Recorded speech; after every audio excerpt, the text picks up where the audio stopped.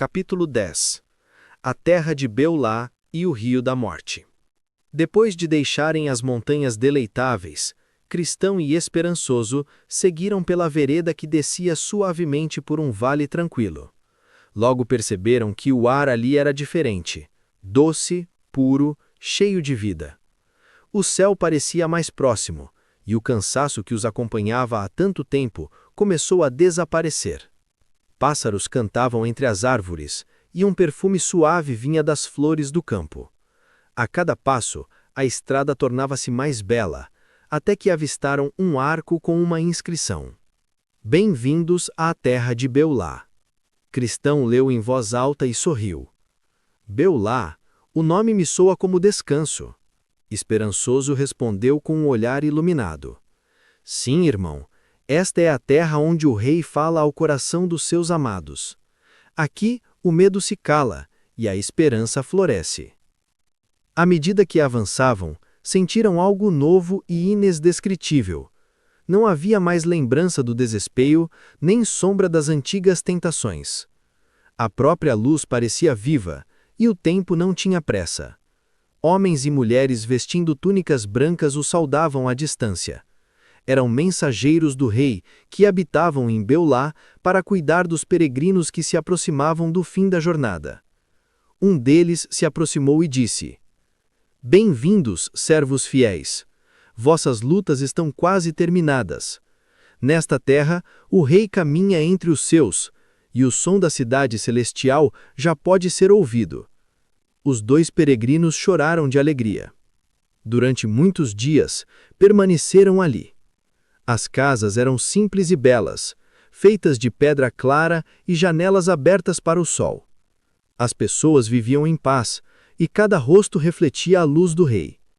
Quando falavam dele, não o faziam com saudade, mas com amor presente, como quem fala de alguém que está ali, ao lado. Cristão e Esperançoso se sentiam renovados. Cada manhã, ouviam cânticos vindos das colinas. O inverno passou, a chuva cessou, o rei vem ao encontro da sua amada. E as palavras pareciam atravessar o coração como uma promessa viva. Certo dia, os mensageiros os levaram até o limite da terra. Ali corria um grande rio, profundo, largo e sereno. Do outro lado, erguia-se a cidade celestial, resplandecendo em ouro e cristal. Este é o último passo, disse um dos mensageiros. O rio é chamado Rio da Morte. Todos devem atravessá-lo antes de entrar na cidade do rei. Cristão olhou para as águas e o coração se encheu de temor. Há outro caminho? Perguntou com voz trêmula. Não, respondeu o mensageiro, mas o rei prometeu que estará contigo nas águas, e quanto mais fé tiveres, mais firme e raso será o rio sob teus pés. Esperançoso apertou a mão do amigo e disse: Coragem, irmão. O rei que nos guardou do destruidor e do desespero não nos deixará agora. Cristão respirou fundo. As lágrimas lhe escorriam pelo rosto, mas não eram de medo, eram de entrega. Então vamos, pois a jornada não termina antes do encontro. E juntos entraram nas águas. No início, o rio parecia frio e profundo. Cristão vacilou e exclamou: As ondas são fortes, estou afundando. Não temas, sinto o fundo sob meus pés e é sólido como a rocha. Crê, irmão, o rei está aqui. Cristão ergueu o olhar e de repente viu, entre as brumas, uma luz dourada que se estendia sobre o rio. O medo desapareceu e uma paz profunda tomou conta dele.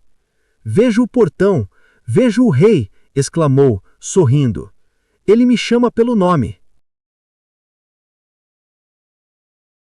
Epílogo.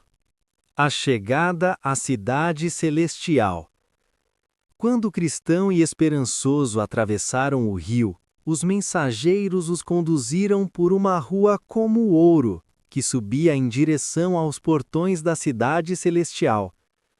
As muralhas brilhavam como cristal, e os portões eram de pérolas, guardados por seres de luz.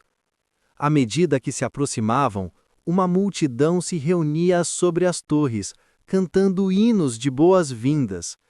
A melodia era tão pura que o ar inteiro parecia vibrar com ela. E uma voz, mais doce e poderosa do que todas, soou entre as nuvens. Estes são os que lavaram suas vestes no sangue do Cordeiro e venceram pelo testemunho da fé. Os portões começaram a se abrir. Cristão olhou e exclamou, tomado de êxtase. Veja o portão, veja o rei, disse sorrindo. Ele continua a me chamar pelo nome. Com essas palavras, atravessaram as últimas águas. Do outro lado, os mensageiros os receberam com túnicas brilhantes. Enquanto caminhavam para os portões da cidade celestial, uma música ressoava, vozes puras, como de 1000 harpas cantando: Bem-vindos, peregrinos daquela terra! Vinde, entrai no deleite do vosso Senhor! Os portões se abriram, revelando ruas de luz e muralhas transparentes. Visíveis aos que vinham de fora, mas que ocultavam de dentro toda a dor e lembrança da sombra. Do interior não se via mais tristeza nem saudade, como os mensageiros já haviam advertido. Cristão exclamou, em assombro, a cidade que eu vi na visão que o intérprete me mostrou. Eu estou entrando nela, a mesma cidade que o valente armado conquistou pela força da fé. Um dos mensageiros respondeu, não percebes, cristão? Tu chegaste a estes portões como um valente armado, um homem de cicatrizes ungidas pelo poder do rei. Observa tuas vestes, foram lavadas e tecidas na casa da beleza, onde aprendeste a louvar e a combater com coragem. Cristão ficou em silêncio, tomado de reverência e alegria. Então pensou, daquela vez, quando vi esta visão na casa do intérprete, eu me admirei com o brilho das muralhas, mas agora eu estou dentro delas. O muro que cercava a cidade reluzia com pedras preciosas, safiras, esmeraldas, jaspe e topázios, formando um mosaico que nenhuma arte humana poderia imitar, e de dentro não se via paisagem de menor beleza que a de fora, pois tudo ali era perfeição. Não havia sol, nem chama, nem lâmpada. Mas tudo era iluminado pela luz que não fere os olhos, a própria presença do rei. Eu estou entrando! Exclamou. Dentro da cidade, a atmosfera era como uma aurora sem fim. Rios límpidos corriam entre árvores de vida, cujas folhas brilhavam como prata. O ar tinha o perfume da eternidade. Por toda parte havia cânticos, risos e o som de vozes em perfeita harmonia. E então o olhar de Cristão se elevou. Em um trono de luz, cercado por milhares de mensageiros, estava o rei, majestoso, mas com semblante de amor. A sua face irradiava uma luz que não feria os olhos, mas penetrava a alma, como um raio de doçura infinita. E nas suas mãos havia marcas, cicatrizes gloriosas nos pulsos, sinais da vitória que abriu o caminho para todos os peregrinos. Cristão contemplou o povo ao redor do trono e ficou maravilhado. O rei morava com eles. As avenidas eram pavimentadas com o ouro mais límpido, por onde caminhavam multidões coroadas, portando ramos de triunfo e liras douradas para entoar a exaltação perpétua. Os moradores do reino tinham feições semelhantes às do guerreiro, rostos fortes, serenos e cheios de vida, marcados pela glória do rei. E entre eles, ele reconheceu o fiel, agora com um corpo glorioso, repleto de luz e vigor eterno. O amigo o viu e sorriu, e Cristão compreendeu que nenhuma separação é definitiva no reino da luz. O coração de Cristão então se encheu de espanto, pois os rostos e corpos dos redimidos lembravam o homem retratado no quadro que o intérprete lhe mostrara, aquele homem perfeito que olhava para os céus orando pelas almas, um livro na mão e coroa sobre a cabeça. Agora entendia, aquele homem era o reflexo do que cada fiel se tornaria ao fim da jornada, vencedor, restaurado, perfeito em amor e coragem. E os seres alados? Uau! Ali também paiavam seres alados, cujos cânticos se respondiam em eco incessante, proclamando a santidade insondável do Senhor do Universo. E após esta visão extasiante, os portais se cerraram. Ao testemunhar tal esplendor, meu único desejo era ir também para lá. O rei ergueu o olhar, e sua presença preencheu tudo.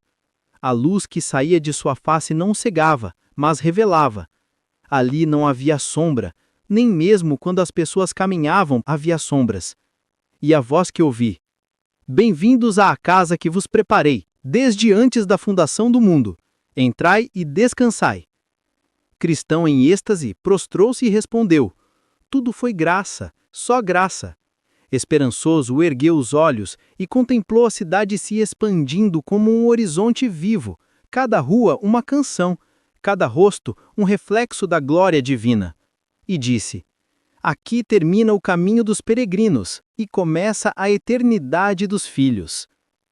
Então os dois desapareceram entre os resplendores da multidão, unindo-se ao coro dos que cantavam: Santo, Santo, Santo é o Senhor! Digno é o Cordeiro que venceu! O bem venceu o mal, e o reino pertence ao Rei Eterno.